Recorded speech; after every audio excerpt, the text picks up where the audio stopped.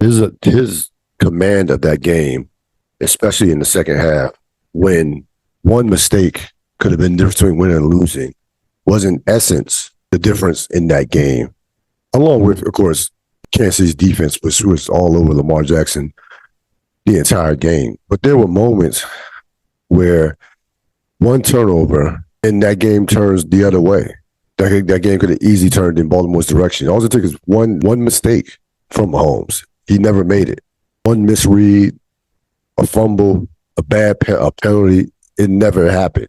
It never happened. And that is the importance of managing the football game. And that is at the level that he's at. He controlled the entire game without throwing for 400 yards, without throwing for 5 touchdowns, without dominating from a statistical standpoint.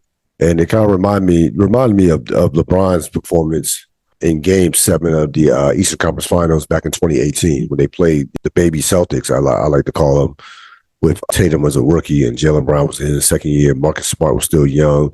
They had a couple of veteran players. This is one where Kyrie, of course, didn't show up because he knew what was going to happen in that particular game, in that Game 7. And Boston, fought, kept the game close. But LeBron James was at that point in his career where this is 2018, so he's 33. He was at that point in career where his athleticism was still at a relatively high level, but not overwhelming. He wasn't at that point the best athlete in the league, but his mind was that of a chess master where he just saw the game at a level, saw the game and understood the game at a level where nobody even approached it.